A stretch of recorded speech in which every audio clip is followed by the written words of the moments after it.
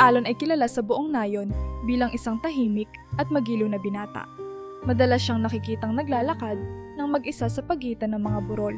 Bitbit ang kanyang mahabang baston habang sinusubaybayan ang mga tupa na kanyang inaalagaan. Sa unang tingin, parang walang mabigat na dinadala si Alon. Tila kontento siya sa simpleng buhay sa ilalim ng araw, sa amoy ng damo at sa tunog ng ihip ng hangin. Ngunit sa bawat hakbang niyang iyon, may mga alaala siyang pilit iniiwasang lumitaw sa kanyang isipan. Mga alaala ng isang panahon na hindi niya lubusang maunawaan. Noong 10 taong gulang pa lamang si Alon, isang malagim na sakuna ang sumalanta sa kanyang buhay. Isang gabi ng tag-init, habang ang lahat ay nagkakatuwaan sa loob ng kanilang maliit ngunit masayang tahanan, bigla na lamang pumutok ang apoy mula sa kusina. Bagamat mabilis ang kilos ng kanyang ama't ina upang mailigtas siya, hindi nila naisalba ang kanilang sarili. Ang nag-aalimpuyong apoy ang naging huling alaala ni Alon sa kanyang pamilya. Sa murang edad, wala siyang kakayahang intindihin kung bakit kailangan niyang mawalan ng tahanan at mga magulang sa isang iglap. Ang tanging naiwan sa kanya ay ang matinding pakiramdam ng kalungkutan at isang hindi maipaliwanag na puwang sa kanyang pagkatao. Inampon si Alon ng isang matandang pastol na si Mang Tano. Isa siyang mabuting tao na may sariling trahedya sa buhay, dahilan kaya hindi na siya nagkaroon ng pamilya. Tinuruan niya si Alon kung paano mag-alaga ng mga tupa. Isang gawain na sa umpisa'y tila napakasimpleng responsibilidad, ngunit kinalaunay naging pundasyon ng buong pagkatao ni Alon. Ang mga tupa, hindi yan marunong magsalita. Paliwanag ni Mang Tano habang pinapakita kung paano pakalmahin ang isang naliligaw na tupa. Pero ramdam nila kung may malasakit ka. Kung ikaw ang mag-aalaga, tiwala sila sa'yo. Sa ilalim ng gabay ni Mang Tano, natutunan ni Alon na iwasan ang mga masasakit na alaala. Kapag abala siya sa pagpapastol, nakatuon ang kanyang isip sa kasalukuyan. Ang pagpapanatiling magkakasama, ang mga hayop, ang pagpapakain sa kanila, at ang pag-aalaga sa kanilang kalusugan. Sa pagitan ng gawain at katahimikan ng bukid, nagkaroon siya ng pagkakataong huminga ng malalim, lumanghap ng sariwang hangin, at pansamantalang makalimutan ang lungkot ng nakaraan. Subalit kahit sa gitna ng katahimikan, may mga sandaling bumabalik ang bigat ng alaala. Sa gabi, habang nakahiga sa banig, hindi niya maiwasang tanungin ang sarili. Bakit nga ba nangyari iyon? Mayroon bang nagkamali? At bakit parang may bahagi ng istorya ang nawawala?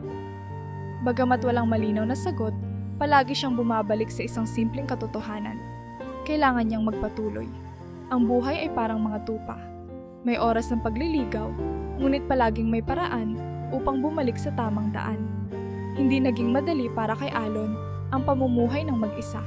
Madalas siyang makaramdam ng lungkot, lalo na't walang ibang kaedad sa kanilang liblib na lugar.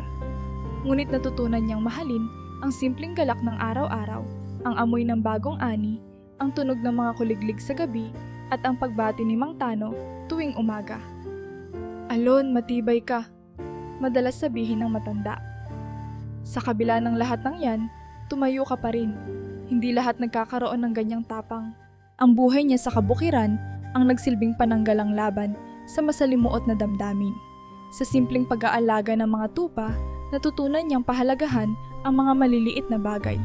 Ang init ng araw na sumisilip sa mga ulap, ang mga agila na malayang lumilipad sa langit, at ang mga tila bagay walang hanggang berdeng damuhan. Unti-unti, nagkaroon siya ng kaligayahan sa ganitong klaseng buhay, kahit pa nasa likod ng kanyang isipan ang mga tanong na hindi pa niya kayang sagutin. Ngunit hindi niya alam na ang tahimik na buhay na ito ay magbabago ng malaki. Sa ilalim ng katahimikan ng mga burol, sa likod ng mahinang ihip ng hangin, may isang lihim na matagal nang nagkukubli. Ang kahapon, bagamat tila mahina at malabo na, ay magbabalik sa paraang hindi niya inaasahan. Hindi upang muling saktan siya, ngunit upang ilantad ang mga bagay na matagal niyang hindi nauunawaan. Lingid sa kaalaman ni Alon, may mga koneksyon at kwentong matagal nang nalimutan, ngunit naghihintay na muling buhayin. Bagamat si Alon ay lumaking tahimik at tila kontento sa kanyang simpleng buhay, ang kanyang puso ay puno ng hindi natutugunang mga katanungan. Ano ang tunay na nangyari noong gabing iyon? Bakit tila may bahagi ng istorya na hindi niya maalala? Ang mga tanong na ito, bagamat pilit niyang isinasantabi, ay hindi magtatagal bago maghanap ng kasagutan. Habang papalapit ang takip silim, dumako ang paningin ni Alon sa malayong linya ng mga burol. Hindi niya mawari kung bakit, ngunit tila may kakaibang pakiramdam siyang nararamdaman sa kanyang dibdib. Isang pakiramdam na parang may darating, may magbabago. Sa bawat dampi ng malamig na hangin sa kanyang pisngi, hindi niya maiwasang isipin na ang kanyang payapang buhay ay malapit ng masubok sa paraang hindi pa niya kailanman naisip. Sa sandaling ito, nagpatuloy lamang si Alon sa kanyang ginagawa. Nilalabanan ang anumang alalahanin. Ngunit sa kaloob-looban ng kanyang puso, alam niyang may paparating na bago. Isang pagbabago na magbibigay ng panibagong layunin sa kanyang buhay. Bagamat hindi niya alam kung handa na siya sa kung anuman iyon. Ang araw ay papalubog na, nagpapahiwatig ng malambot na dilaw na liwanag sa ibabaw ng burol. Tulad ng nakasanayan, naglalakad si Alon sa mga pastulan. Ang kanyang baston ay nagtatakda ng banayad na ritmo sa lupa. Habang ang mga tupa ay abala sa pagngat-ngat ng damo, naramdaman niya ang malamig na simoy ng hangin na dumadampi sa kanyang mukha. Binagtas niya ang gilid ng gubat, isang lugar na bihira niyang pasukin ng malalim. Hindi ito dahil sa takot, hindi naman siya naniniwala sa mga alamat na ikinukwento ng matatanda, kundi dahil wala naman siyang dahilan upang pumasok ng malayo roon. Ang lahat ng kailangan niya ay nasa kalapit lamang, ang damuhan, ang ilog, at ang kanyang kubo. Ngunit ngayong araw na ito, may kakaibang bagay ang nakatawag ng pansin ni Alon. Sa di kalayuan, sa gitna ng mga punong kahoy, may isang kakaibang liwanag na animoy sinasala ng mga dahon. Hindi ito parang sikat ng araw na tumatama sa tubig, ni hindi rin kagaya ng ningning ng alitaptap. Ang liwanag na iyon ay tila may sariling pintig, parang tahimik na humihinga, isang uri ng liwanag na tila humihiling ng pansin. Hindi normal yan, bulong ni Alon sa sarili habang tinititigan ang kakaibang liwanag. Habang pinag-iisipan kung lalapitan niya ito, naramdaman niyang sumisidhi ang kanyang kuryosidad.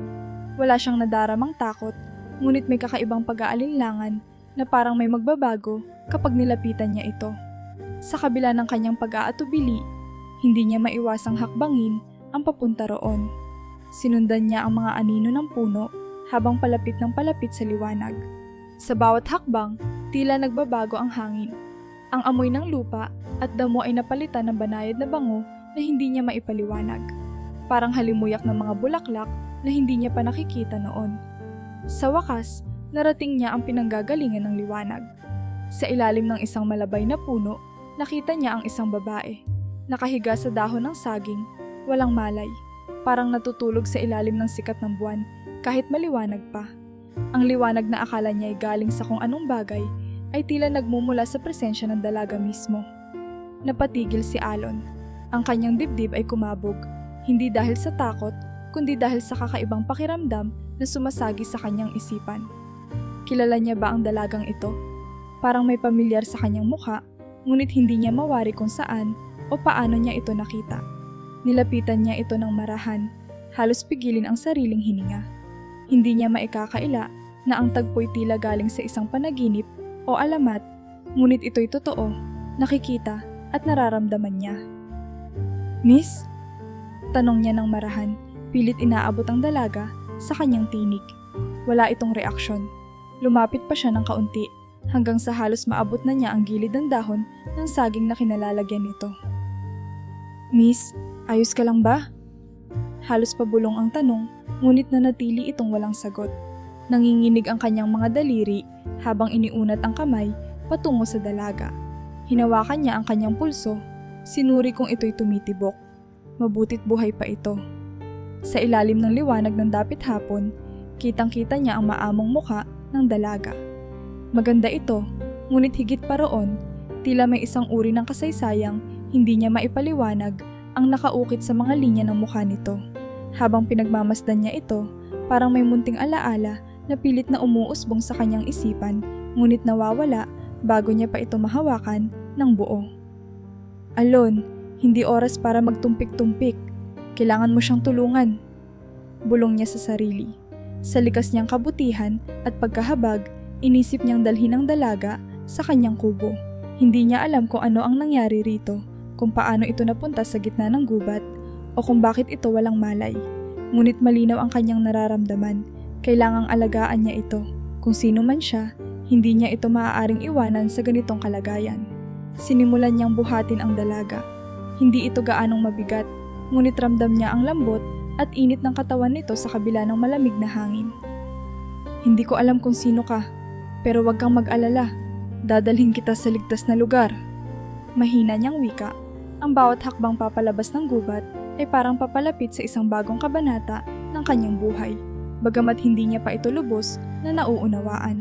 Habang naglalakad pabalik sa kubo, naiisip niya kung ano ang maaaring dahilan ng pagkatagpo niya sa dalaga. Bakit tila may pamilyar na damdaming bumabalot sa kanya? Sino siya? At bakit nagmumula sa kanya ang liwanag na iyon? Sa kabila ng mga tanong, hindi niya magawang bawiin ang kanyang desisyon. Alam niyang ginawa niya ang tama, kahit na hindi niya pa nakikita ang kabuuan ng larawan. Sa unang gabi na dinala ni Alon si Leona sa kubo, hindi niya alam kung ano ang dapat gawin. Halos lumipas ang 3 araw, ngunit nanatili itong walang malay. Pilit niyang ginagamot ang mga sugat nito sa noo gamit ang mga dahon ng halamang itinuro sa kanya ni Mang Tano noon. Ngunit walang malakas na tugon mula sa dalaga. Ang tanging palatandaan ng buhay ay ang mahinang paggalaw ng dibdib nito sa bawat paghinga. Wala na ba talagang magagawa? Tanong ni Alon sa sarili habang nilalagyan ng malamig na basang tela ang noo ni Leona. Bagamat wala siyang medikal na kaalaman, batid niyang kailangang manatiling hydrated at malinis ang mga sugat nito. Nagtitimpla siya ng mga sabaw mula sa gulay na natitira sa kubo, umaasang darating ang panahon na magkamalay ito. Panginoon, tahimik niyang dasal habang nakatingala sa naglalakihang bituin sa labas ng kubo. Tulungan mo naman kami. Hindi ko alam kung bakit siya narito, pero alam kong may dahilan. Habang inaalagaan si Leona, unti-unting bumabalik sa isipan ni Alon ang mga alaala ng kanyang kabataan, lalo na ang gabing nasunog ang kanilang tahanan. Minsan, habang pinupunasan ang pawis sa noo ni Leona, bigla na lamang niyang naalala ang amoy ng nasusunog na kahoy at ang halimuyak ng lumang damit ng kanyang ina. Naririnig niya sa kanyang isip ang mga sigaw ng takot at ang pag-crack ng nagbabagsakang mga haligi. Napapikit siya ng mariin, pilit na nilalabanan ang panunumbalik ng mga alaala. Subalit, parang patuloy itong sumisiksik sa kanyang isipan. Tila sinasabing may koneksyon ang dalaga sa masaklap na gabing iyon. Noong 2 araw, habang ipinapainom niya ng kaunting tubig si Leona gamit ang kutsarang gawa sa niyog, napansin ni Alon ang kakaibang pendants na nakasabit sa leeg nito. Hindi siya mahilig sa mga alahas, ngunit alam niyang hindi ordinaryo ang gintong palamuting iyon. Ang hugis nito ay tila sumisimbolo ng isang kilalang angkan. Isang bagay na pamilyar, ngunit hindi niya matukoy. Hinawakan niya ito at may napansin siyang mga ukit na parang nagpapahiwatig ng isang alamat o kwento. Napalunok siya. Ano kayang ibig sabihin nito? At bakit tila may mga bagay na pamilyar, ngunit hindi ko matandaan? Tanong niya sa sarili. Sa wakas, sa 3 araw, unti-unting gumalaw si Leona. Nakita ni Alon na bumukas ang mga mata nito, ngunit agad na bumalik ang kawalang malay. Sa tuwing dumidilat siya, tila balisa ito, parang nagigising mula sa isang masamang panaginip. Leona! Bulong ni Alon. Umaasang maririnig siya nito. Hindi niya maalala kung saan nakuha ang pangalan, ngunit ito ang unang pumasok sa kanyang isip nang makita niya ito sa gubat. Nang sa wakas ay tuluyang nagkamalay si Leona, malinaw na hindi nito matandaan kung sino siya o paano siya napunta sa gubat. Nasaan ako?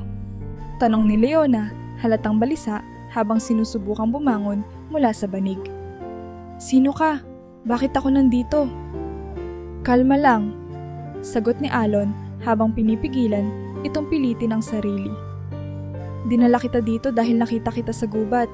Walang malay ka noon, kaya inalagaan kita. Ako si Alon. Nasaan ka bago kita nakita? May maalala ka ba? Tumingin si Leona sa paligid. Hindi ko matandaan. Hindi ko alam kung bakit ako narito o kung sino ako. Bagamat tila bigong makakuha ng sagot, nanatiling mahinahon si Alon. Huwag kang mag-alala. Mabubuo din natin ang mga sagot. Ang mahalaga, ligtas ka ngayon. Sa gabing iyon, isang matandang manghuhula ang napadpad sa kanilang kubo. Hindi na bago sa kanila ang mga ganitong manlalakbay. Minsan ay mga tagapagbalita, minsan naman ay simpleng mga manlalakbay na naghahanap ng masisilungan. Ngunit ang matandang ito ay may kakaibang presensya. Ang kanyang mga mata ay tila lumulusot sa kaluluwa ni Alon at ang kanyang boses ay malamig ngunit puno ng awtoridad. Ang dalagang ito, wika ng manghuhula habang pinagmamasdan si Leona, ay hindi ordinaryo. May mabigat na kwento sa kanyang nakaraan na maaaring magdala ng liwanag o ng kapahamakan. Ano ang ibig mong sabihin? Tanong ni Alon, tila nagdududa sa mga sinasabi ng matanda. Marami kang hindi alam, bata. Ang kanyang palamuting dala ay tanda ng isang angkan na matagal nang nawawala sa kasaysayan. Hindi ko masasabing masama o mabuti ang idudulot niya sa iyong buhay, ngunit tiyak na hindi ka na mabubuhay ng tahimik tulad ng dati. Natigilan si Alon. Bagamat hindi niya ganap na naunawaan ang mga sinasabi ng manghuhula, naramdaman niyang may bigat ang bawat salita nito. Parang may nakatakdang mangyari na hindi niya maaaring takasan. Habang nakatingin siya kay Leona, alam niyang kailangan niyang manatiling malakas at handa para sa anumang darating. Hindi man niya maipaliwanag, pero naramdaman niyang ang simpleng kubong ito na dating payapa ay unti-unting magiging sentro ng isang masalimuot na kwento. Isang kwento na babago sa buhay nilang dalawa. Habang pilit na inuunawa ni Alon at Leona ang mga kakaibang palamuting dala ng dalaga, nagpasya silang hanapin ang pinagmulan ng mga simbolo. Hindi na sapat ang mga bulong ng manghuhula. Kailangan nilang tuklasin ang katotohanan para malaman kung sino talaga si Leona. Ang tanging tiyak lamang nila ay ang kasaysayan ng kwintas ay hindi basta alahas. Ito'y tila susi sa isang bagay na mas malaki, mas komplikado. Isang umaga, habang naglalakad sa masukal na kagubatan upang maghanap ng mga halamang gamot na maaaring makapagpalakas kay Leona, napansin ni Alon ang usok na nagmumula sa di kalayuan. Lumapit sila ng dahan-dahan, nakikiramdam kung may panganib. Ngunit sa halip na banta, natagpuan nila si Ramir, isang binatang may suot na mahahabang robes, abala sa kanyang mga gamit. Sa paligid niya ay may mga bote ng likido na nagbubula, mga banig ng pinulbos na mga halamang gamot, at ilang kasangkapang hindi pa nakita ni Alon noon. Paumanhin, sabi ni Alon habang inilalapit si Leona. Hindi ka namin gustong guluhin, pero may hinahanap kami at mukhang bihasa ka sa mga bagay na ito. Tumayo si Ramir, halatang gulat sa biglang pagdating nila. Ako si Ramir, sagot nito. Isang alkemistang naglalakbay upang alamin ang pinagmulan ng aking angkan, ngunit hindi ko naisip na may iba pang magtatanong sa akin ng mga sagot. Tumingin ito kay Leona, napansin ang gintong kwintas at bahagyang napangiti. Mukhang may kwento kayo sa likod niyan. Ano ba talaga ang hinahanap nyo? Habang ipinapaliwanag ni Alon ang mga kakaibang pangyayari sa kanilang buhay, unti-unting naging interesado si Ramir. Inamin niyang isa rin siyang ulilang naghahanap ng mga sagot tungkol sa kanyang pamilya. Nagkasundo silang magtulungan, palitan ng kaalaman at maghanap ng kasagutan ng sama-sama. Sa kanilang paglalakbay, naramdaman ni Alon na hindi niya lubusang maunawaan ang mga pagbabagong nangyayari sa kanyang paligid. Noon ay simple lamang ang kanyang buhay. Nagpapastol ng mga tupa, umiwas sa mga problema. Ngunit ngayon, tila unti-unting nagbabago ang larawan ng kanyang pagkatao. Ang bawat hakbang kasama si Leona at Ramir ay nagdadala ng mga bagong katanungan, mga bagay na tila nagpapalapit sa kanyang sariling nakaraan. Tila may koneksyon ang bawat nalalaman nila sa isang bagay na matagal na niyang pilit iniiwasan sa kanyang isipan. Isang hapon, habang binabagtas ang isang masukal na landas, naramdaman ni Alon na may nanonood sa kanila. Napatingin siya sa paligid, pinakikiramdaman ang bawat tunog sa kagubatan. May nakamasid sa atin, bulong niya. Maging si Ramir ay napatigil, tila naramdaman din ang presensya ng iba. Wala pang ilang sandali, isang mabangis na hayop ang sumulpot mula sa kakahuyan. Isang mabangis na ligaw na baboy ramo, galit at handang umatake. Hinila ni Alon si Leona palayo, ngunit nahulog si Ramir sa lupa. Sa gitna ng kaguluhan, dumating si Gilda, isang babaeng may hawak na busog at palasong yari sa matigas na kahoy. Sa isang mabilis na galaw, pinatama niya ang kanyang palaso sa baboy ramo na agad na pabagsak. Akala ko'y kayo ang nilalapitan ng hayop na ito, sabi ni Gilda habang kinikilos ang baboy ramo para alisin ang palaso. Huwag kayong basta-basta maglalakad sa gubat nang walang kaalaman sa mga hayop dito. Bagamat bahagyang nagulat, masaya si Alon na may isang tulad ni Gilda na tumulong sa kanila. Sinubukan niyang magpasalamat. Salamat sa pagligtas mo sa amin. Hindi namin alam na delikado na pala rito. Bahagyang ngumiti si Gilda. Huwag niyong isipin iyon. Mukha namang mabuti kayong mga tao. Pero baka may hinahanap kayo dahil tila hindi kayo ordinaryong naglalakad lang. Dito nagsimula ang pakikilala nila kay Gilda, isang mangangaso na bihasa sa gubat. Nagsimulang sumama si Gilda sa kanila. Sinisiguradong ligtas sila mula sa anumang panganib sa daan. Naging natural siyang bahagi ng grupo, tila isang tagapagtanggol na may mga kwento rin sa kanyang sariling nakaraan. Ngunit hindi lahat ng natagpuan nila ay pabor sa kanila. Sa kanilang patuloy na paglalakbay, unti-unting narinig nila ang mga balita tungkol sa isang misteryosong grupo na naglalakbay din sa parehong direksyon. Ito ang grupo na pinangungunahan ni General Calderon, isang kilalang leader ng hukbo na may sariling layunin, at tila ang Leona na kasama nila ang target nito. May bagay sa kanyang kwintas na hindi ko maintindihan, sabi ni Calderon sa kanyang mga tauhan habang minamasdan ang isang lumang mapa. Kapag nakuha natin siya, mabubuksan natin ang pintuan sa kasaysayang matagal nang nakatago. Habang si Alon, Leona, Ramir at Gilda ay patuloy na naghahanap ng sagot, naramdaman nilang palapit ng palapit ang mga anino ng kalaban. Unti-unti, napapansin ni Alon na parang may mas malalim pang ugnayan sa pagitan niya at ni Leona. Isang bagay na hindi niya lubos maipaliwanag. Tila ang bawat sagot na kanilang natutuklasan ay nagdadala rin ng mga bagong tanong, lalo na kung paano nauugnay ang kanyang pagkatao sa trahedya ng nakaraan. Sa kabila ng tulong mula kina Ramir at Gilda, nariyan pa rin ang masidhing pagsubok na dala ng mga kalaban. Ang bawat hakbang na kanilang tinatahak ay puno ng panganib. Ngunit sa kabila nito, nanatili silang magkasama. Patuloy ang kanilang laban, hindi lamang para malaman ang totoo, kundi para rin sa kaligtasan ng bawat isa. Sa gitna ng lahat ng ito, ang samahan nila ay sinusubok. Isang paalala na hindi madaling tahakin ang landas patungo sa katotohanan.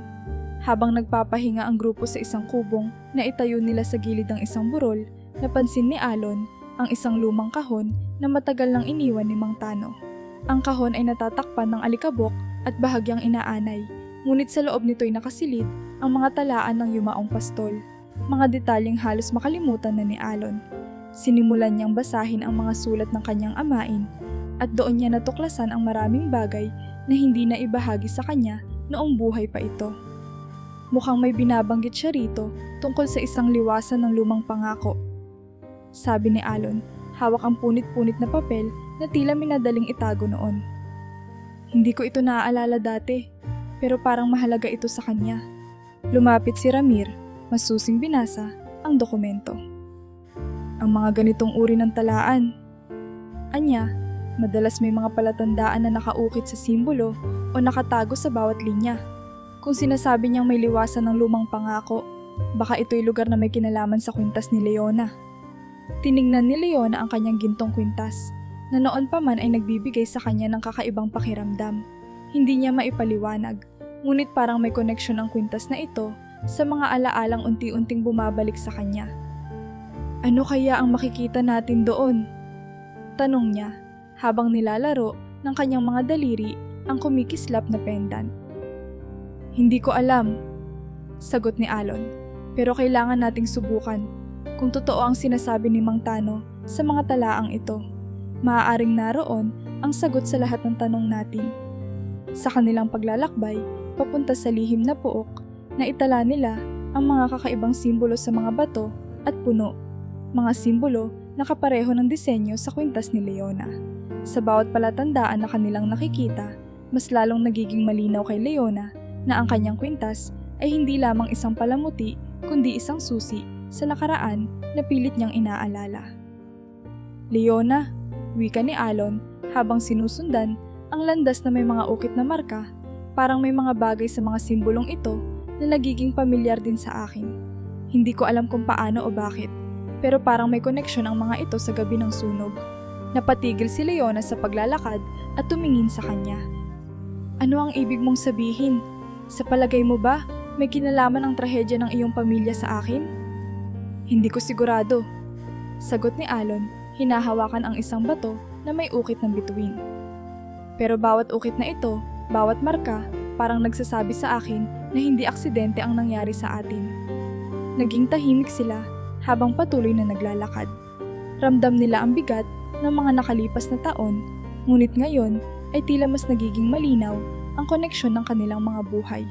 Si Ramir naman, habang nakasunod sa kanila, ay masusing isinusulat ang bawat detalye sa kanyang daladalang kwaderno. Alam niyang ang bawat palatandaan ay maaaring magbigay linaw hindi lamang kay Leona at Alon, kundi maging sa kanyang sariling paghahanap ng katotohanan. Nang malapit na sila sa lugar na tinutukoy ng talaan, napansin nila ang kakaibang anyo ng paligid. Ang mga puno ay tila mas matataas at ang hangin ay mas malamig. Napansin din nila na ang kapaligiran ay tila masyadong tahimik. Walang huni ng ibon o ingay ng mga kulisap. Isang kakaibang liwanag ang sumalubong sa kanila nang marating nila ang bungad ng pook. Sa harapan nila ay isang malaking pintuang bato na may nakaukit na masalimuot na disenyo. At sa itaas nito ay ang parehong simbolo na nasa kwintas ni Leona. Dito na ba iyon? Tanong ni Gilda. Hawak ang kanyang busog habang nagmamasid sa paligid. Parang hindi ito ordinaryong lugar. Nag-atubiling lumapit si Alon. Ito na nga iyon, pero parang may kakaibang pakiramdam ako. Parang may nagbabantay. Sa hindi kalayuan, napansin nila ang mga taong nakasuot ng madilim na mga balabal. Sila ang mga lihim na gwardyang tila matagal nang nagpoprotekta sa pook na iyon. Agad silang sumilong sa likod ng mga bato upang hindi sila mapansin. Mukhang hindi tayo basta-basta makakapasok, wika ni Ramir. Kung may gwardyang lihim dito, malamang may iniingatan silang mahalagang bagay. Nag-usap ang grupo kung paano sila makakapasok. Si Gilda ay nagmungkahi na gumamit ng likas na galing sa pangangaso upang maiwasan ang gwardya. Samantalang si Ramir naman ay nag-alok na gumawa ng isang pampalito gamit ang mga dahon at halamang nakakalito ang amoy. Si Alon, bagamat hindi sanay sa mga ganitong taktika, ay napilitang sumunod na lang sa kanilang plano. Alam niya ang kahalagahan ng makuha ang impormasyon na maaaring maglinaw sa kanilang mga tanong. Sa oras ng kanilang pagsubok, nagdesisyon si Alon na magsakripisyo ng kaunti sa kanyang sarili. Kung ako ang magpapakita, baka makalikha ng pagkakataon para sa inyong makapasok, wika niya. Bagamat nag-aalala si Leona, nagtiwala siya sa desisyon ni Alon.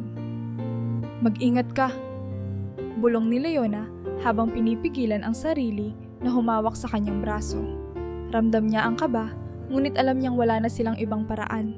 Habang isinasagawa nila ang plano, hindi mapigilan ni Alon na mapaisip kung ito nga ba ang tamang hakbang. Ngunit habang pinapanood ang kanyang mga kasama na tahimik na sumusulong, alam niyang ang desisyong ito ay hindi lamang para sa kanila. Ito rin ay para sa kanyang sariling katanungan.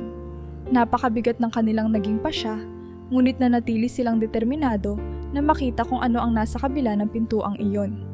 Sa huli, alam nilang hindi ito magiging madali. Ngunit sa kabila ng panganib at kaba, nagpatuloy sila. Ang bawat hakbang ay tila paglapit sa kasagutan, ngunit kasabay nito ang bigat ng bawat tanong.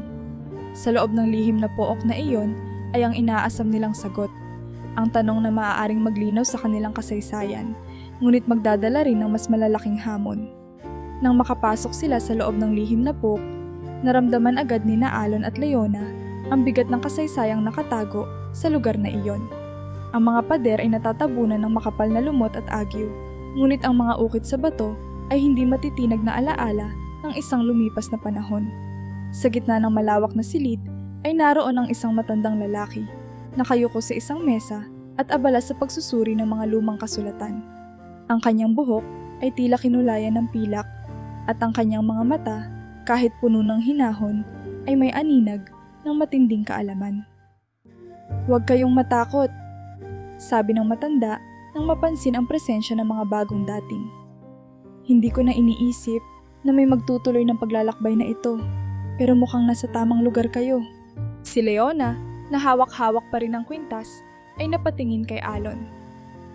Sa tingin mo ba, alam niya ang hinahanap natin? Tanong niya ng mahina. Tumango si Alon. Nararamdaman ko, alam niya. Siguro siya ang magpapaliwanag ng lahat. Dahan-dahang lumapit si Alon at Leona, habang si Ramir at Gilda naman ay nanatili sa likuran, alerto sa anumang posibleng panganib. Tumingin ang matanda sa kanila bago ngumiti ng banayad. Ang kwintas. Sambit niya habang itinuturo ang pendant ni Leona. Isang mahalagang pamana ng iyong angkan.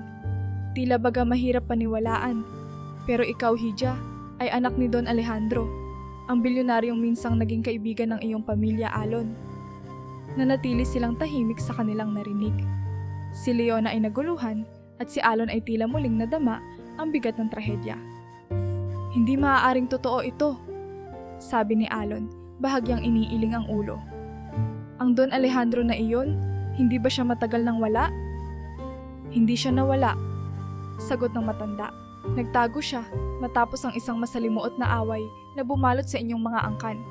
Ang iyong pamilya, Alon, ay matagal ng kaalyado ng mga Alejandro, ngunit ang ganitong mga samahan ay laging may kaakibat na mga kaaway. Ang trahedya na bumagsak sa iyong pamilya ay hindi aksidente. Ito'y resulta ng isang malawakang alitan na nag-ugat sa kasakiman at pagkagahaman ng ilan. Tinitigan ni Leona ang kwintas na hawak-hawak niya. Ibig mong sabihin, ang pagkawala ko sa bahay ng aking ama, hindi iyon aksidente? Tanong niya, halatang balisa. Bakit may nagnanais na mawala ako? Ang matanda ay tumango. Oo, Hija, ang iyong pagkawala ay bahagi ng isang pagtatangkang iligtas ka mula sa mga kaaway ng iyong ama. May mga puwersang naghahangad sa kayamanan ng iyong pamilya, at sa oras na mawala ka sa larawan, mas madali nilang makokontrol si Don Alejandro. Napatingin si Ramir sa matanda, tila hinahanap ang mas malalim na paliwanag. At ano ang kinalaman ni Alon sa lahat ng ito? Tanong niya. Tumitig ang matanda kay Alon. Si Alon, siya ay may natatanging koneksyon sa inyong kwento. Ang iyong ama, Alon, ay hindi lamang isang pastol.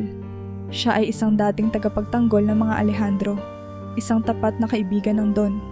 Ang gabing iyon, ang sunog, ay hindi simpleng aksidente. Isa itong pag-atake ng mga kaaway. Isang pagtatangka upang sirain ang pamilyang tumutulong sa Don na panatilihin ang kapayapaan at katarungan sa kanilang mga lupain. Nanlumo si Alon sa narinig. Hindi niya naisip na ang trahedya ng kanyang pamilya ay bahagi ng mas masalimuot na kwento.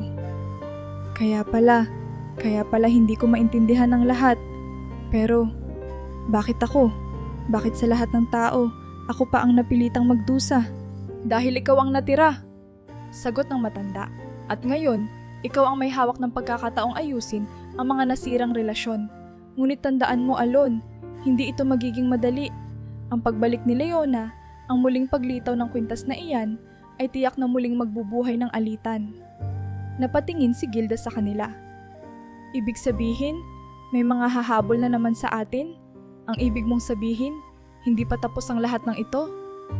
Hindi pa tapos, pag-amin ng matanda. Ang pagbabalik ni Leona ay isang pahiwatig na may bagong yugto na magsisimula. Sa oras na malaman ng mga kaaway na buhay siya at kasama niyo ang kwintas, hindi nila kayo titigilan. Naramdaman ni Leona ang bigat ng sitwasyon. Alam niyang ang kanyang presensya ay nagdadala ng panganib, hindi lamang kay Alon, kundi sa buong grupo. Kung ako ang dahilan ng lahat ng ito, paano ko haharapin ang mga susunod na mangyayari? Paano ko maliligtas ang mga mahalaga sa akin? Tumingin sa kanya ang matanda, tila nais sabihin na nasa kanya ang susi ng mga sagot. Sa pagsisimula ng alitan, nasa iyo ang kakayahang wakasan ito. Ngunit kakailanganin mo ang lakas ng iyong kalooban, pati na ang tiwala ng mga kasama mo. Magkaisa kayo. At baka sakaling matalo nyo ang mga puwersang matagal nang nagpapahirap sa inyong mga angkan. Sa sandaling iyon, naramdaman ni Alon ang lalim ng kanilang tungkulin. Hindi na ito simpleng kwento ng nakaraan. Ito'y isang paglalakbay na maghuhubog sa kanilang mga pagkatao at magpapasya ng kanilang kinabukasan. Alam nilang haharapin nila ang mas mahirap na mga pagsubok, ngunit naroon din ang pag-asa na sa bandang huli, maaaring may kalayaan silang makamtan. Ang kalayaang bumuo ng bagong simula, malayo sa anino ng mga alitan at trahedya. Habang nakatayo sa harapan ng malalaking pintuan ng mansyon, tila naramdaman ni Alon at Leona ang bigat ng mundo. Matapos marinig ang mga revelasyon tungkol sa kanilang nakaraan, nagdesisyon silang harapin ang katotohanan. Bagamat hindi nila tiyak kung ano ang naghihintay sa kanila sa loob, alam nilang kailangan nilang bumalik sa lugar kung saan nagsimula ang lahat. Nagbukas ang pinto at bumungad sa kanila ang malamig na tanawin ng malawak na bulwagan. Ang mga tauhan ng mansyon ay tahimik na nakamasid, ang kanilang mga matay puno ng alinlangan at pagdududa. Ang kanilang mga ekspresyon ay hindi mainit o masaya. Tila tinatanong nila kung bakit bumalik si Leona, ang taong matagal nang inakala nilang wala na. "Narito na tayo," sabi ni Leona ng mahina, pilit na pinapanatili ang kanyang lakas ng loob. "Hindi na tayo maaaring umatras." Hindi rin maiwasan ni Alon ang pagkailang. Malayo ang mansyon sa payak na buhay sa kabukiran na nakasanayan niya. Ang mga marmol na sahig, malalaking chandelier, at tila walang katapusang pasilyo ay pawang bagong tanawin para sa kanya.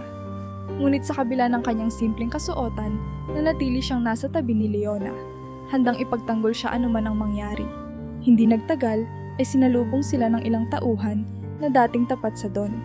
Si Carmelo, ang butler na matagal nang naninilbihan sa pamilya, ay lumapit, ngunit ang kanyang boses ay hindi nagpakita ng init. "Senyorita Leona, mabuti at ligtas kayo," sabi niya, ngunit walang ngiti sa kanyang labi.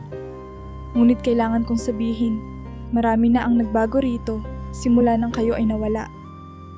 "Naintindihan ko," sagot ni Leona, pilit na ngumiti, ngunit ramdam ang tensyon sa paligid. "Nandito ako hindi para magdala ng gulo. Gusto ko lamang malaman kung ano talaga ang nangyari sa pamilya ko." Habang nagsasalita si Leona, napansin ni Alon ang mga palihim na tingin ng ilang tauhan. Mayroon silang kung anong itinatago at hindi mawari ni Alon kung paano niya iyon haharapin. Hindi siya sanay sa mga intriga ng ganitong uri ng mundo. Ngunit kahit hindi niya alam ang tamang kilos, nanatili siyang nakabantay, handang kumilos sa oras ng pangangailangan. Sa sumunod na mga araw, unti-unting natuklasan ni Alon at Leona ang tunay na estado ng mansyon. Habang ang ilang tauhan ay nanatiling tapat kay Don Severino, marami rin ang tila may sariling layunin. Napansin nila ang mga bulong-bulungan sa kusina, ang madalas na paglabas-masok ng ilang tauhan na hindi nila nakilala, at ang mga dokumentong bigla na lang nawawala. Si Carmelo, bagamat mahigpit, ay nagbabala rin kay Leona. "Huwag kang magtiwala sa lahat ng tao rito, Senorita. May ilan na tila nagtatrabaho para sa ibang interes." Ang narinig ni Leona ay nagdulot ng kaba. "Ibig mo bang sabihin, may mga tauhan dito na nagtatraidor sa aking ama?" Tumango si Carmelo, ngunit halatang nag-aalangan.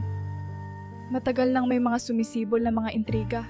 Ngunit dahil wala kayo, Senorita, at hindi rin kayo makausap ng Don, mas lumala ito." Naramdaman ni Leona ang bigat ng responsibilidad. "Kailangan kong makausap si Papa. Kailangan kong malaman kung anong nangyayari talaga." Habang unti-unting naglalapit sa Don, napansin ni Alon ang kakaibang takbo ng kanilang sitwasyon. Si Leona, bagamat malakas at determinado, ay tila napapabigat ng damdamin. Naiintindihan ni Alon ang nararamdaman niya. Hindi madali ang harapin ng isang pamilya na tila gusto ka ng kalimutan. Ngunit hindi lamang ang intriga sa mansyon ang naging hamon. Unti-unting naramdaman ni Alon ang isang mas personal na alalahanin, ang kanyang damdamin para kay Leona. Hindi niya maitatanggi na sa paglipas ng araw, mas lalo niyang nadarama ang kanyang pagiging malapit sa dalaga. Ngunit alam niyang komplikado ang sitwasyon. Ang pamilya ni Leona, ang tungkuling ginagampanan niya bilang tagapagtanggol, at ang kalituhan sa paligid ay tila hadlang sa kanyang nararamdaman. "Ano ang iniisip mo?" tanong ni Leona isang gabi habang tahimik silang nag-uusap sa hardin. Ang mga bituin sa langit ay tila walang pakialam sa bigat ng mundo nila sa ilalim. "Napapansin kong palagi kang tahimik kapag nandito tayo. Siguro dahil hindi ako sanay sa ganito." Sagot ni Alon, bahagyang tumawa, ngunit may bakas ng kabigatan. Ang buhay ko noon, simple lang. Pero ngayon, parang naliligaw na ako. Hindi ka naliligaw, wika ni Leona. Sa totoo lang, ikaw ang dahilan kung bakit nakakayanan ko ito. Kung wala ka, hindi ko alam kung paano haharapin ang lahat ng ito mag-isa. Napatigil si Alon. Ang mga salitang iyon ay tila nagpasindi ng bagong apoy sa kanyang loob. Ngunit kasabay ng apoy ay ang takot. Ano ang magiging kahihinatnan kung magtapat siya? Kung aminin niya ang damdamin niya kay Leona, baka mas lalong gumulo ang sitwasyon. Ngunit kung hindi, baka mapunta siya sa habambuhay na panghihinayang. Nang sumunod na araw, dumating na ang oras upang harapin si Don Severino. Habang naglalakad papunta sa kanyang silid, naramdaman ni Alon ang tibok ng kanyang puso. Hindi lamang dahil sa kaba para kay Leona, kundi dahil na rin sa sarili niyang laban. Hindi niya alam kung ano ang sasabihin ng Don o kung paano siya tatanggapin ng mga tauhan. Ngunit alam niyang sa pagkakataong ito, hindi siya maaaring umatras. Dahil sa kabila ng lahat ng intriga at pagdududa, natitiyak niyang handa siyang maging tagapagtanggol ni Leona. Anumang panganib ang kanilang harapin. Nang sa wakas ay kaharap na nila si Don Severino, agad nilang napansin ang bigat ng kanyang presensya. Bagamat matanda na at halatang napagod ang panahon, ang kanyang tindig ay nanatiling matikas at ang kanyang mga matay naglalaman ng isang tahimik na utos na mahirap baliwalain. Ang katahimikan sa silid ay parang dagat bago dumating ang unos. Alam nilang isang maling salita lamang ay maaaring magdulot ng mas malaking alitan. Leona, malalim ang tinig ng Don habang tinititigan ang kanyang anak na babae. Hindi ko na inakala na makikita pa kitang muli. Papa, sagot ni Leona, malumanay ngunit matatag. Narito kami upang humingi ng iyong tulong. Maraming nangyari, maraming lihim na natuklasan, pero kailangan naming malaman ang buong katotohanan. Napalitan ng pagdududa ang dati matigas na ekspresyon ni Don Severino. Tumitig siya kay Alon at tila tinutimbang ang karakter ng binata. Sino siya? At bakit kasama mo siya sa mahahalagang usaping ito? Alam ni Alon na ang sandaling iyon ang magiging sukatan ng kanyang pagkatao. Tumindig siya ng maayos, inilapag ang kanyang baston sa tabi at tumingin ng diretso sa mata ng matanda. Ako si Alon, ang tumulong kay Leona nang natagpuan ko siyang sugatan at walang malay. Wala akong ibang nais kundi ang makita siyang ligtas at malaman ang katotohanan tungkol sa kanyang pagkatao. Nagkaroon ng saglit na katahimikan bago muling nagsalita si Don Severino. At ano naman ang iyong mapapala sa lahat ng ito? Ang yaman ba ng aking pamilya ang habol mo? Hindi, tugon ni Alon, hindi nag-alinlangan sa kanyang sagot. Wala akong nais na kabayaran. Ang mahalaga lamang ay malaman ni Leona kung sino siya at masigurado kung wala nang mangyayaring masama sa kanya. Nagtagal pa ang pagtitig ng Don kay Alon, ngunit sa huli bahagya itong tumango. Kung gayon, wika niya, malugod kitang tinatanggap bilang kasama ng aking anak. Sa panahong ito, mahirap nang makahanap ng taong totoo ang layunin. Gayunpaman, hindi lahat ng nasa mansyon ay nagbahagi ng pananaw ng Don. Ilang tauhan na halatang matagal nang nagdududa sa mga pangyayari ay nagpakita ng pagtutol. Senyor, sabi ng isa sa mga tauhan, hindi natin alam kung sino talaga ang lalaking ito. Paano kung isa siyang espiya? Paano kung pinapahamak lamang tayo? Ngunit itinaas ni Don Severino ang kanyang kamay, isang galaw na nagpatahimik sa lahat. Sapat na, anya. Nararamdaman kong tapat ang batang ito at iyon ay mas mahalaga sa akin kaysa sa mga haka-haka ninyo. Napabuntong hininga si Leona. Sa kabila ng malamig na pagtanggap ng ilan, alam niyang ang pagtitiwala ng kanyang ama ay isang malaking hakbang na pasulong. Ngunit bago pa man sila makapagpahinga, isang di inaasahang bisita ang dumating sa mansyon. Ang lumang tagapag-ingat mula sa lihim na Pook, ang matandang nakilala nila sa lugar ng mga lihim, ay bigla na lang lumitaw sa harapan ng kanilang tarangkahan. Kasama niya ang isang lumang sisidlan na mukhang yari pa sa panahon ng kanilang mga ninuno. Leona, wika ng matanda nang makita siya. May bagay akong ipapasa sa iyo. Ito ay mahalaga, isang pamana ng iyong pamilya na matagal nang nakatago. Hawak niya ang isang maliit na lalagyan na gawa sa makintab na kahoy. May mga inukit na simbolo na hindi maunawaan ng sino man sa silid. Nang buksan ito ni Leona, tumambad sa kanya ang isang piraso ng papel na may nakasulat na mensahe sa wikang bihira na ngayong gamitin, pati na ang isang maliit na piraso ng mamahaling kristal. Ano ito? Tanong ni Leona habang maingat na hinahawakan ang nilalaman ng sisidlan. Ang sagot sa mga tanong mo, tugon ng matanda. Ngunit tandaan mo anak, na sa oras na hawakan mo ang pamana ng iyong pamilya, mas maraming mga kaaway ang maghahangad na agawin ito. Nagsimula ng magulo ang kapaligiran ng mansyon nang dumating si General Calderon kasama ang kanyang mga tauhan. Tumigil ang lahat ng galaw sa mansyon nang makapasok ang grupo ni Calderon. Lahat ng tao ay napatingin sa makapangyarihang lider na iyon. Don Severino. Malalim at malamig ang kanyang tinig. Alam mong may utang ka sa akin. Nasa oras ka pa upang sumuko. Tila tumigas ang katawan ni Alon, ngunit nanatili siyang kalmado. Alam niyang ang laban na ito ay hindi pwedeng daanin sa dahas. Nilapitan niya si Leona at hinawakan ang kanyang braso. Hayaan mong ako ang humarap sa kanila. Mahinang sabi niya. Alam kong kaya kong ipaglaban ang katuwiran kahit walang labanan. Habang kinakausap ni Alon si Calderon, sinubukan niyang kumbinsihin ang general na maghinay-hinay sa kanyang aksyon. Hindi siya sumigaw o gumamit ng puwersa. Sa halip, ginamit niya ang kanyang likas na paninindigan. Sinabing mas makabubuti ang pag-uusap kaysa sa karahasan. Ipinaliwanag niya kung paano nagbalik si Leona para muling buuin ang kanilang pamilya at paano mas makakatulong sa lahat ang kapayapaan kaysa sa sigalot. Bagamat may halong duda, ang katahimikan ni Calderon ay senyales na napag-isipan nito ang sinabi ni Alon. Sa kabila ng tensyon sa hangin, naging maliwanag na hindi sila basta-basta matitinag ng pananakot. Ang paninindigan ni Alon ang naging sandata nila upang mapanatili ang kalmado kahit na alam nilang may mas malalaking hamon pang paparating. Nang gabing iyon, habang tahimik na nagpapahinga ang lahat, naramdaman ni Alon ang lalong pagtibay ng kanyang damdamin kay Leona. Ngunit sa kabila nito, nagtanong siya sa sarili kung ito na ba ang tamang panahon upang ipahayag iyon. Alam niyang mas mahalaga sa ngayon ang protektahan siya mula sa lahat ng panganib. Nais niyang maipakita kay Leona ang kanyang buong suporta, hindi bilang isang manliligaw, kundi bilang isang tagapagtanggol na handang ipaglaban ang karapatan nito. At sa gitna ng lahat ng ito, alam ni Alon na hindi siya maaaring sumuko. Ang laban ay hindi pa tapos, ngunit sa bawat araw na lumilipas, lalong lumilinaw sa kanya ang landas na kanyang tinatahak. Ang landas na maghahatid sa kanila sa mas matibay na samahan at sa mas maliwanag na hinaharap.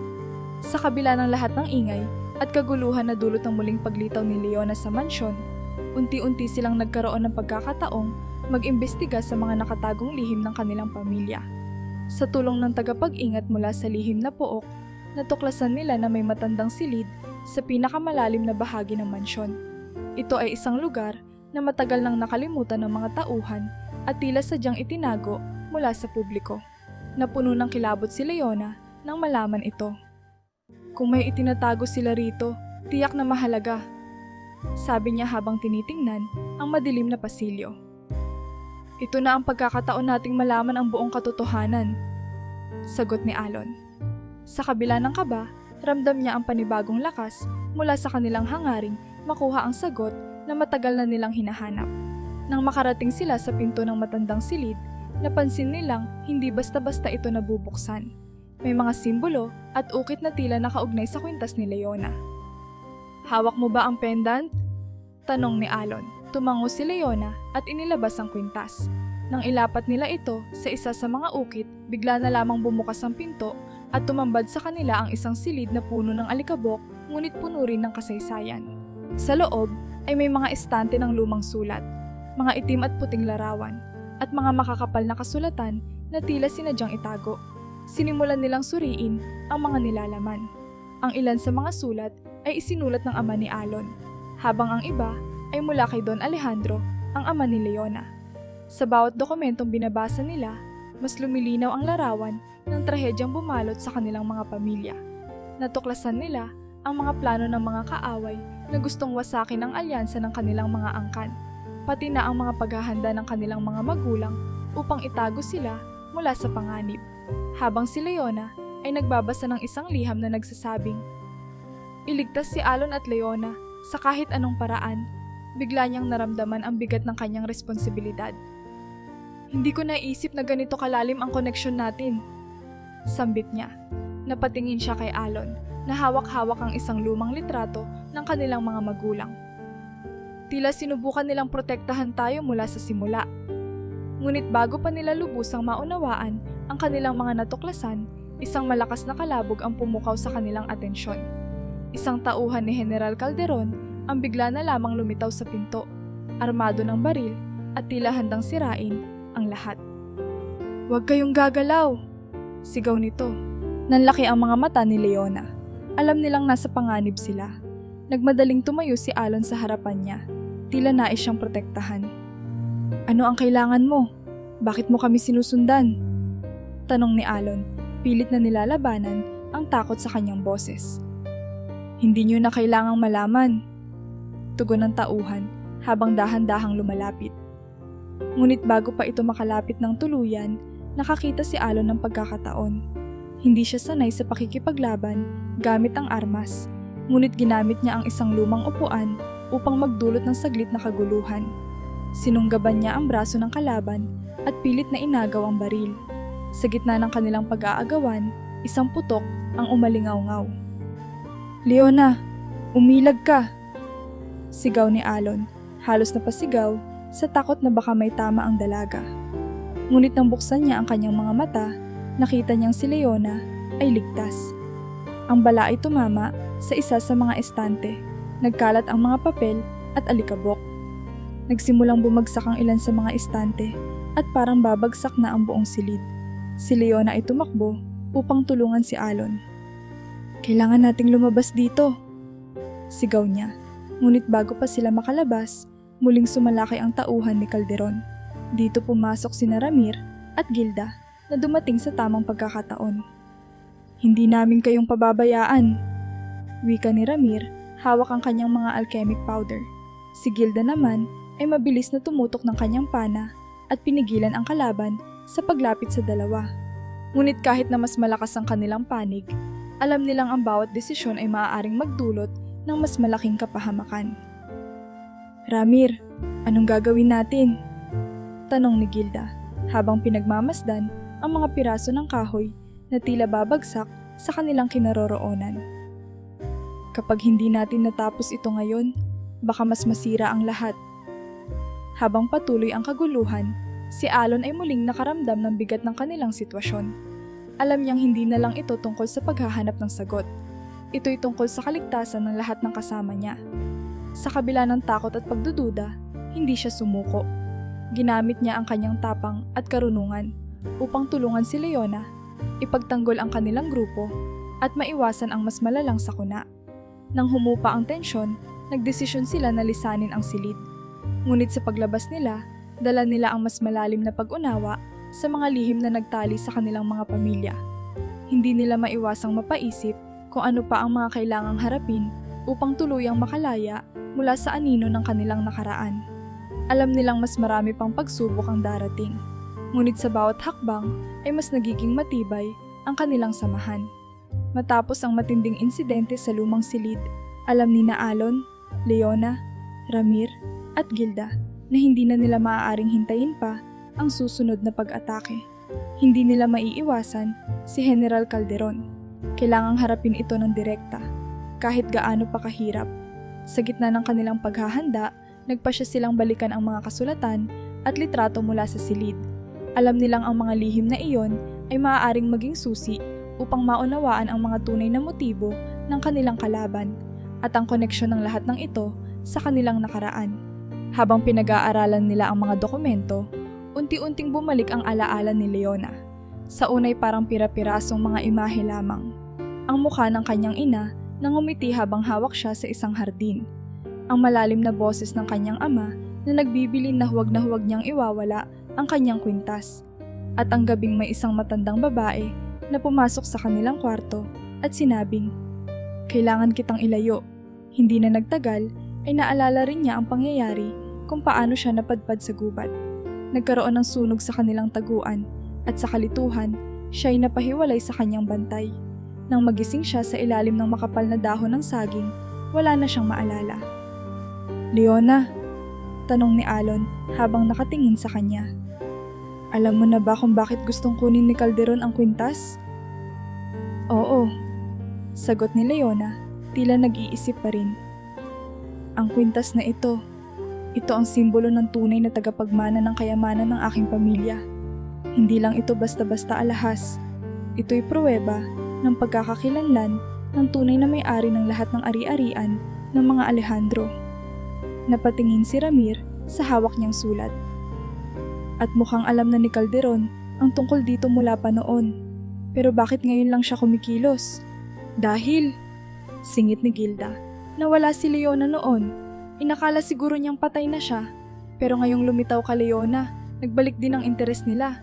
Hindi nila hahayaang mabawi mo ang lahat. Nagdesisyon silang gamitin ang mga nalaman nila mula sa lumang silid upang ilantad ang mga tunay na motibo ni Calderon. Sa tulong ni Ramir, inayos nila ang mga dokumento at ginawa itong ebidensya upang maipakita sa mga natitirang tauhan ng mansyon. Alam nilang marami sa mga taong dati tapat sa pamilya ni Leona ay naloko ng mga kasinungalingan ni Calderon. Kung maipapakita lamang nila ang katotohanan, baka mabawasan ang lakas ng kalaban. Ngunit higit sa lahat, naramdaman ni Alon ang panibagong lakas ng loob. Ang damdamin niya para kay Leona ay hindi na lamang bunga ng kabutihan ng kanyang puso. Sa ngayon, alam niya na hindi lamang siya tagapagligtas. Siya ay isang kaibigan at kakampi na handang harapin ang kahit anong panganib. Ngunit higit pa rito, nagbago rin ang tingin niya sa kanyang sariling nakaraan. Hindi na siya takot sa mga alaala ng gabing nasunog ang kanilang tahanan. Ang kanyang nakaraan ay bahagi ng mas malaking kwento. At ngayon, sa halip na itago ito, ginamit niya ito bilang inspirasyon upang labanan ang mga hadlang sa kasalukuyan. "Hindi ko akalain," bulong ni Alon isang gabi habang nagbabantay sa tarangkahan ng mansyon. "Akala ko noon, sapat nang mabuhay ng tahimik, wala nang iniintinding iba. Pero ngayon, naintindihan ko na. Ang kasaysayan ko, ang kasaysayan natin, ito ang nagtutulak sa akin para lumaban." Tumango si Leona, nakatayo sa tabi niya. "Alon, hindi ko alam kung paano ko nagawang mabuhay ng ganito kung wala ka. Salamat, hindi lang dahil sinamahan mo ako, kundi dahil hindi mo ako iniwan." Sa mga sumunod na araw, sinimulan nilang buuin ang isang plano.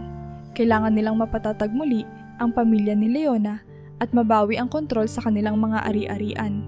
Ang yaman ng mga Alejandro ay hindi lamang para sa kanila. Ginamit ito ng kanyang ama upang tulungan ang mga nangangailangan, upang magtayo ng mga paaralan at ospital. Kung makuha ito ni Calderon, tiyak na magiging masama ang magiging kahihinatnan. Kaya't sa gitna ng tensyon, nanatili silang magkaisa. Hindi nila alam kung kailan darating ang susunod na atake, ngunit alam nila na sa pagkakataong ito, handa na silang lumaban. At sa kabila ng panganib, hindi nawalan ng pag-asa sina Alon at Leona.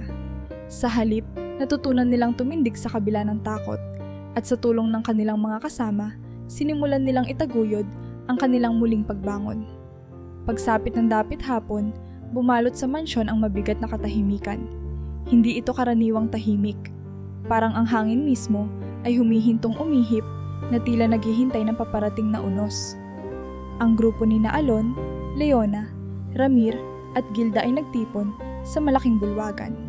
Naroon din ang ilang tauhan ni Don Severino na muling nanumbalik ang tiwala matapos nilang ilahad ang mga ebidensya laban kay General Calderon. Hindi lahat ay sumang-ayon, ngunit sapat ang bilang upang maipagtanggol ang mansyon sa paparating na panganib. "Alam natin na darating siya ngayong gabi," wika ni Ramir habang pinapagpag ang alikabok sa kanyang kwaderno. "Ang tanong ay, handa ba tayo? At paano natin siya bibiglain?"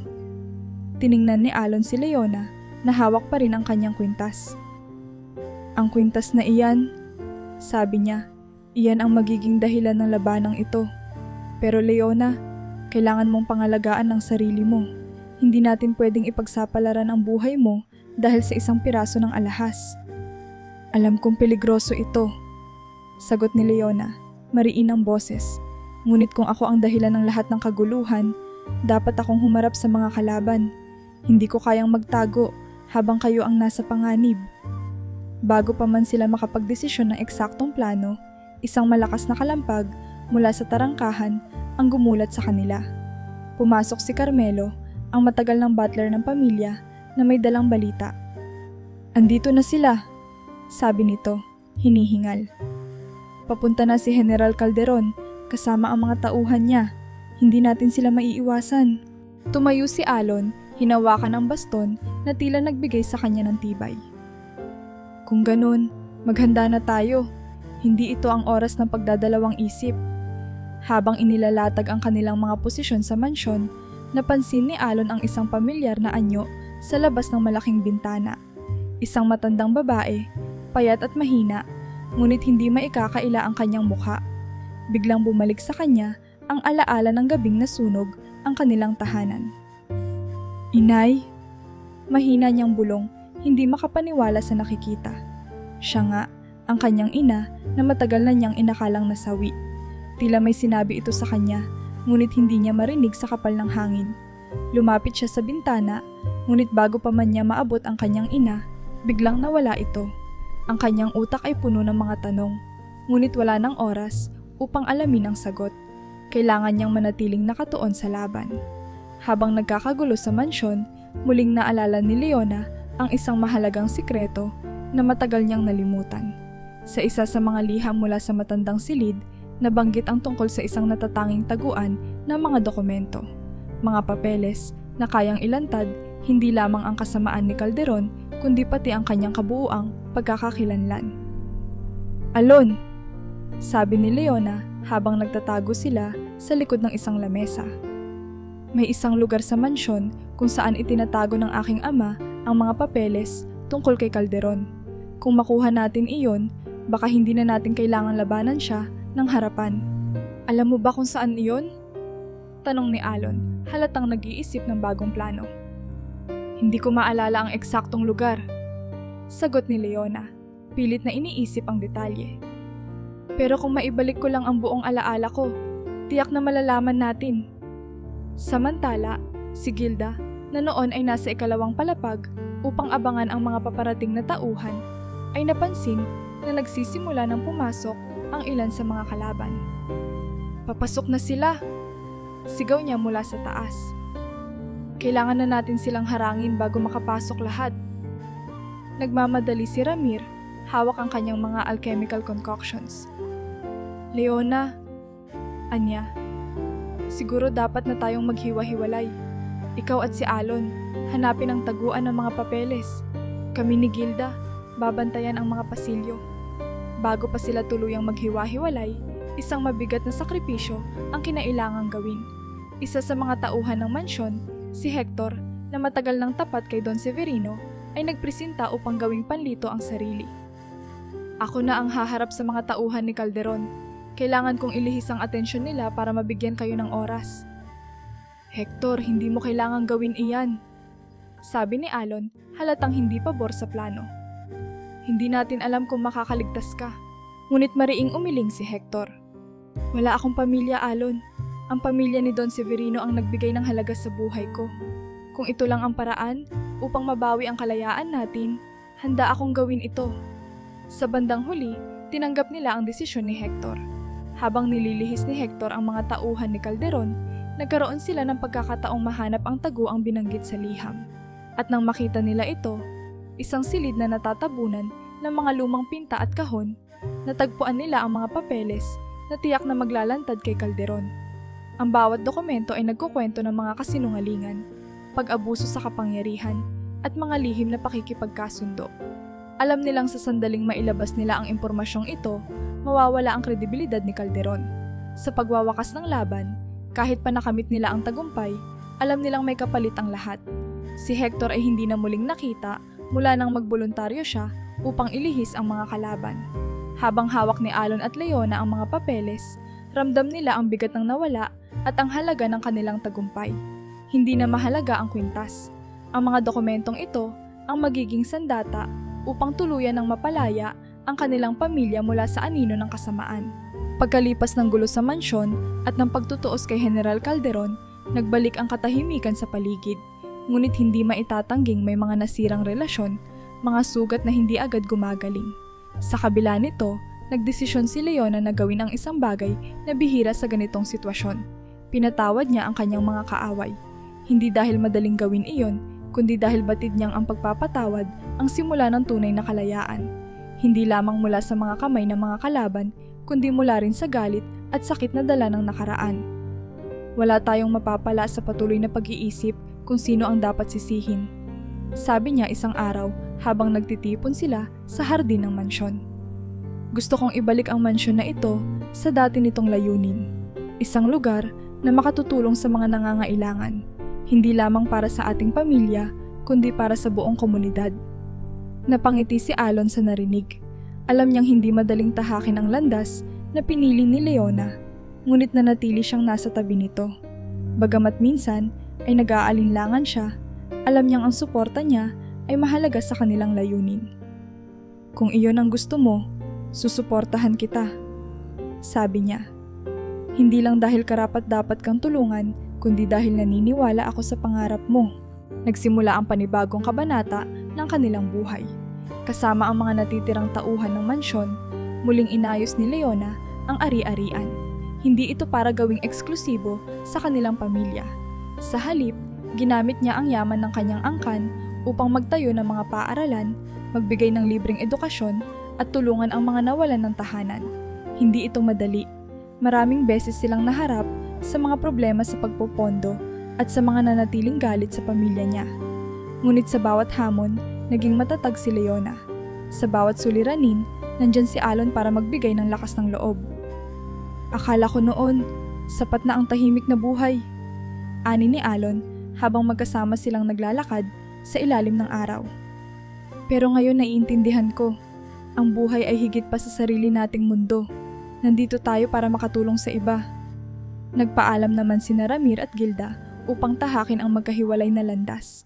Si Ramir ay bumalik sa kanyang pag-aaral ng alchemy, nais gamitin ang kanyang kaalaman upang makabuo ng mga gamot at lunas para sa mga may sakit.